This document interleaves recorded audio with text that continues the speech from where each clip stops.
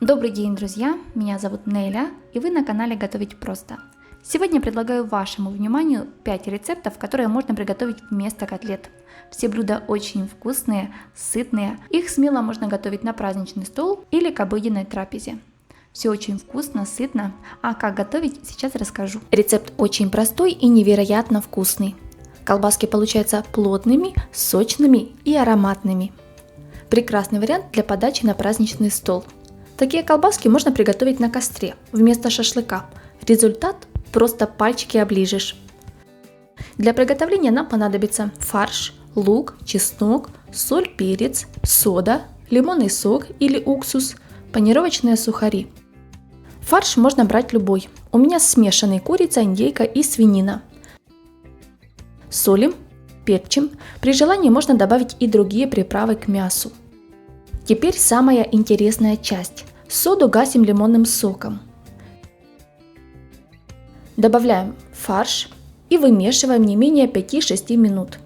Мало кто знает, но с помощью обычной соды можно значительно улучшить вкус мяса, сделать его более нежным, мягким и даже убрать характерный вкус говядины или свинины. Готовый фарш накрываем пищевой пленкой и убираем в холодильник минимум на 1 час, а лучше на 4.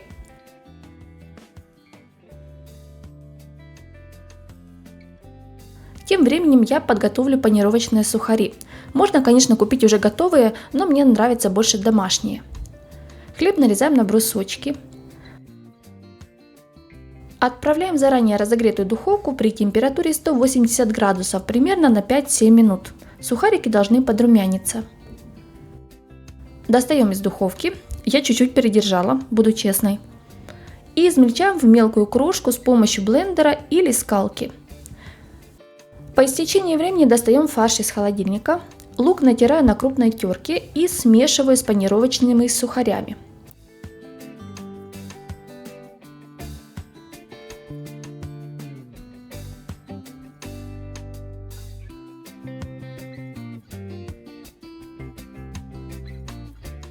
Добавляем чеснок.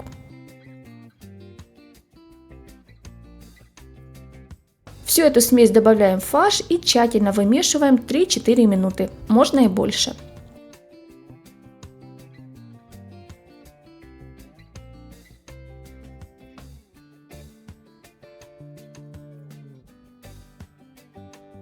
Фарш очень плотный, вязкий и держится одним комком.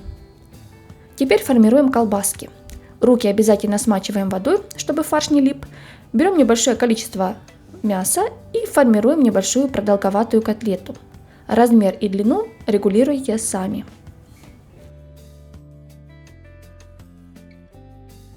Если вам такой способ не очень нравится, колбаски получаются разного размера, можно попробовать лайфхак из интернета. У 2-литровой пластиковой бутылки обрезаем горлышко. Наполовину наполняем фаршем.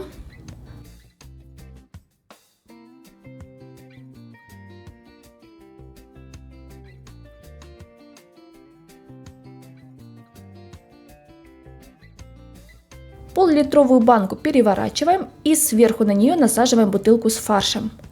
Придавливаем и получаем ровную колбаску. Длину регулируйте сами. Учитывайте, что при обжарке котлеты чуть уменьшатся.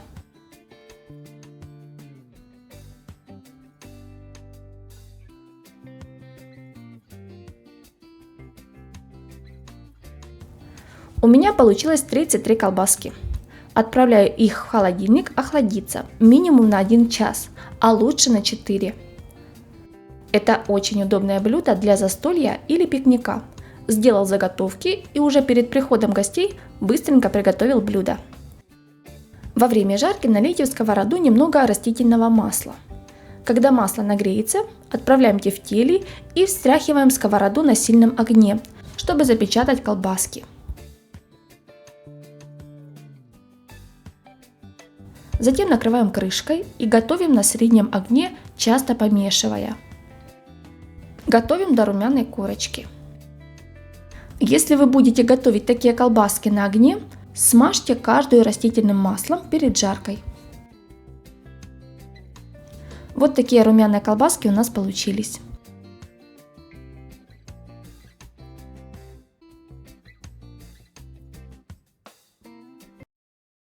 Внутри они получаются плотными, сочными и очень вкусными.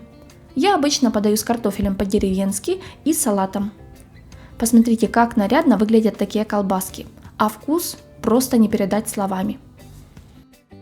Если вдруг у вас не оказалось мяса биточного, а очень хочется отбивных, приготовьте из фарша, не пожалеете.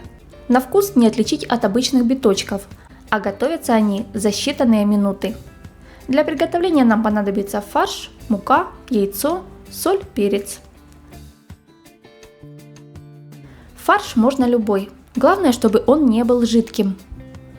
Солим, перчим по вкусу. Я еще люблю добавлять сушеный чеснок. Больше ничего класть не нужно, чтобы отбивные не были похожи на котлеты. Хорошенько перемешиваем. Делим фарш пополам, потом еще пополам и так до тех пор, пока не получатся шарики нужного вам размера. У меня вышло 8 заготовок. Формируем шарики.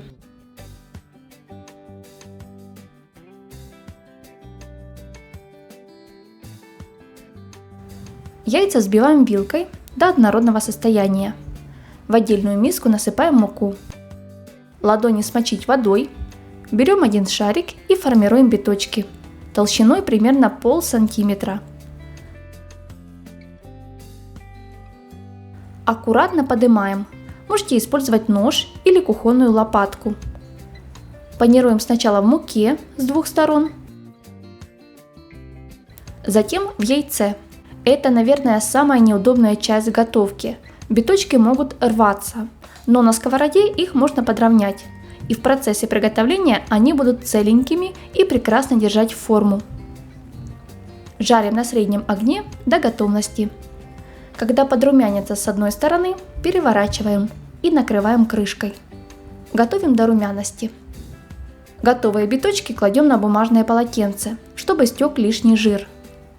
Подавать с любым гарниром – пюре, каши, макароны, овощной салат. Мне еще нравится самый обычный вариант – хлеб, помидор и отбивная. Быстрый и вкусный перекус. Отбивные получаются очень аппетитными, золотистыми, внутри мягкими и сочными. Сегодня готовим очень вкусное, сытное, бюджетное и оригинальное блюдо, главным ингредиентом которого являются куриные голени. Я взяла 7 штучек, по весу вышло чуть меньше 1 килограмма. Хорошенько промываем их под проточной водой и отправляем в кастрюлю. Заливаем водой так, чтобы она покрывала все мясо. Добавляю 6 штучек горошинок перца, чайную ложку соли, еще пару зерен душистого перца для аромата и 1 лавровый лист. Отправляем кастрюлю на огонь и варим мясо до готовности на среднем огне. Я варила ровно 35 минут. Готовому мясу я дала чуть остыть прямо в бульоне, так оно будет намного сочнее. Отделяем мясо от кости. Кости ни в коем случае не выбрасываем. Убираем все лишнее, хрящики, чтобы кость была голой.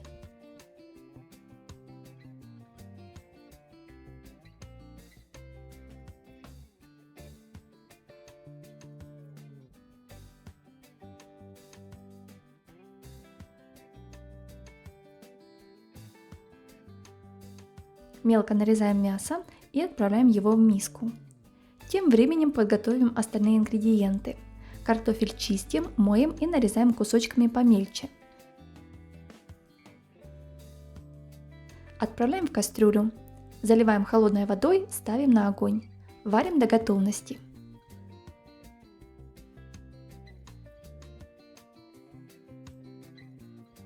Затем сливаем воду и тщательно разминаем. Ни масло, ни молоко добавлять не нужно. Если хотите, можете просто поперчить и посолить.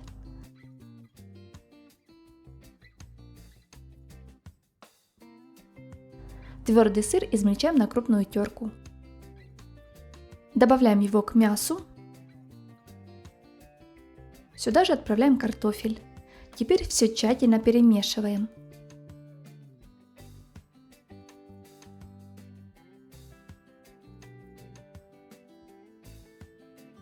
Для вкуса я добавила измельченную зелень укропа, один небольшой пучок. Пробуем на вкус, если надо, солим, перчим.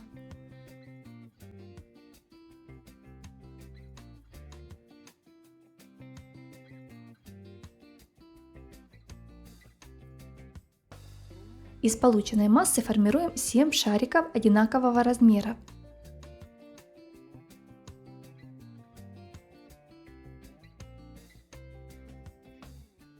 Теперь берем по одному шарику, слегка прижимаем, формируя лепешку. Кладем посерединке косточку и закрываем ее со всех сторон, формируя подобие куриной ножки.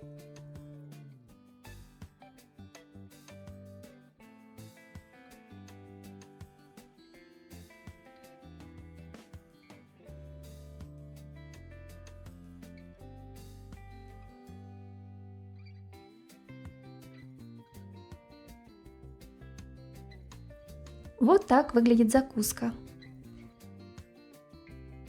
Для кляра нам понадобится мука, панировочные сухари и 3 куриных яйца, которые я посолила, поперчила и взбила вилкой до однородности. Берем по одной ножке, обваливаем сначала в муке, затем в яйцах и напоследок в панировочных сухарях.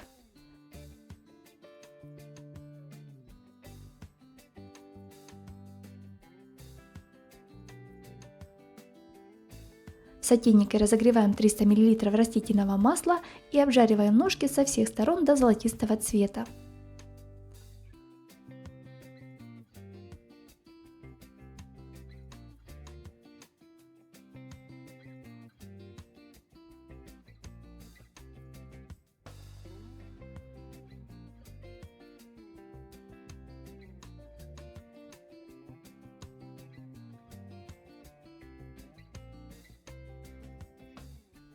Готовые ножки выкладываем на салфетки, чтобы стек лишний жир.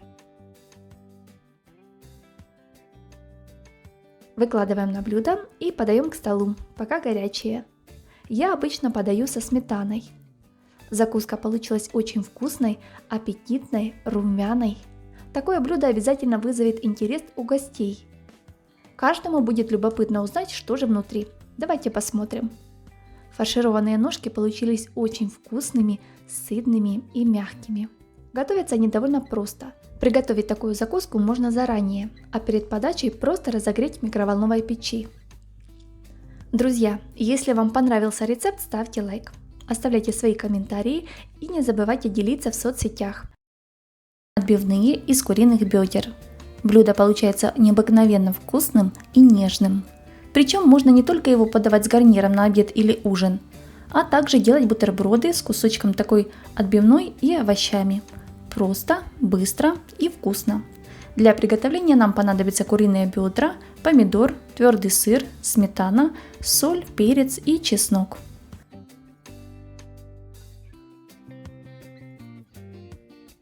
У бедрышек убираем кожу и зачищаем бедренную кость, как показано на видео, но не до конца. Ее можно полностью убрать, но я предпочитаю оставлять, мне такой вариант больше нравится. Накрываем пищевой пленкой и хорошо отбиваем с одной стороны.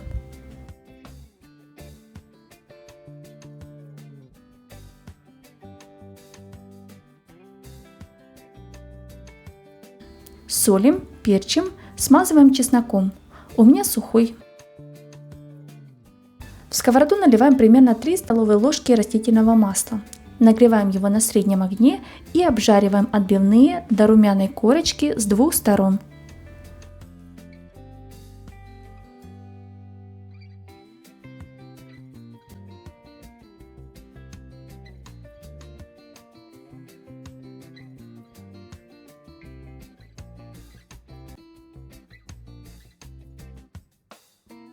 Теперь перекладываем в форму с бортиками, засланную пергаментной бумагой.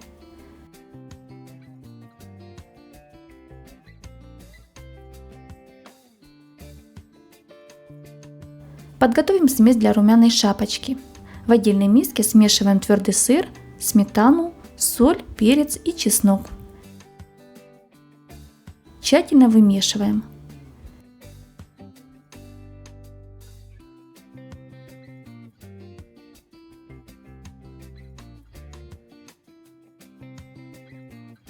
Помидор нарезаем кольцами и выкладываем поверх мяса.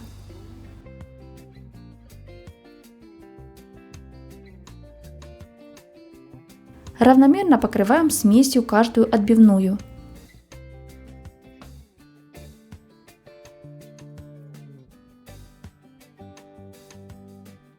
Отправляем в предварительно нагретую духовку при температуре 180 градусов на 20 минут.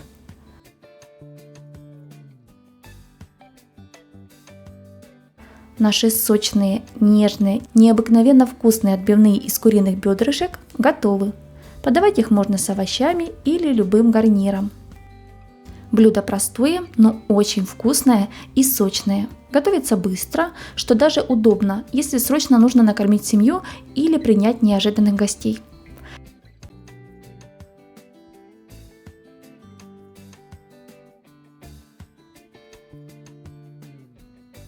Сегодня готовлю вместо котлет вафельные бризоли с мясным фаршем. Их еще называют ленивые беляши. Вообще назвать это блюдо можно по-разному, но поверьте, оно стоит вашего внимания. Если вы не пробовали приготовить такие вкусные бризоли из фарша, то очень рекомендую. Получаются очень вкусными, сочными, сытными, а готовятся не более 20 минут. Для приготовления нам понадобится мясной фарш, у меня индюшиный, лук, вафли, куриные яйца, соль, перец, растительное масло для жарки. Готовить такие бризоли можно и без вафельных коржей. Как? Покажу далее в видео. Лук измельчая на терке, можно нарезать очень мелким кубиком или измельчить в блендере. Соединяем с фаршем. Чем больше лука, тем сочнее получается бризоль. Солим, перчим по вкусу. Фарш хорошо перемешиваем, затем отбиваем, чтобы он стал мягким и нежным.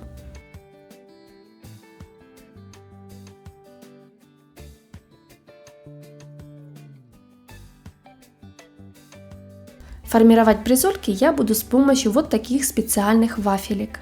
Если вы не найдете такие маленькие, можно купить большие вафельные коржи и нарезать их на небольшие порционные кусочки.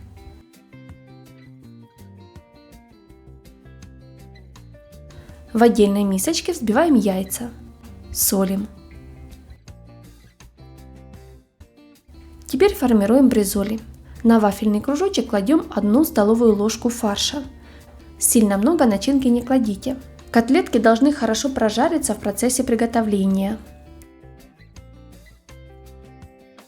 Закрываем вторым кружочком. Таким же образом формируем остальные сэндвичи с фаршем.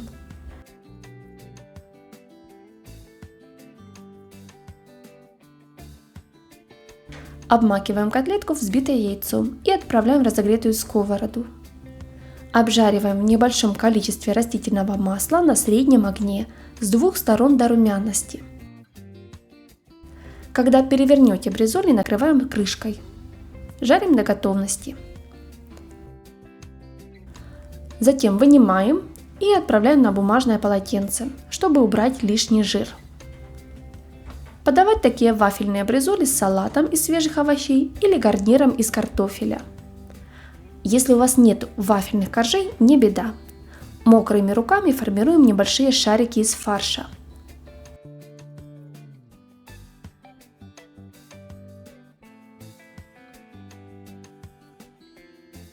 Обмакиваем их со всех сторон в муку.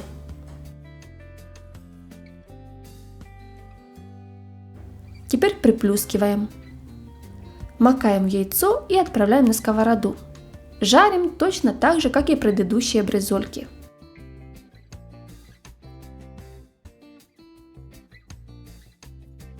Помимо того, что готовится такое блюдо очень легко и довольно быстро, такие бризоли к тому же еще весьма экономные и невероятно вкусные. Мои домашние в полном восторге от этого блюда, даже дети кушают его с превеликим удовольствием. Поэтому я довольно часто готовлю бризоли с вафлями в домашних условиях. И вам советую попробовать. Свои отзывы оставляйте в комментариях под видео. А если вы еще не подписаны, обязательно нажимайте кнопку подписаться и колокольчик, чтобы получать уведомления о моих новых видео. С вами была Неля. Всем приятного аппетита!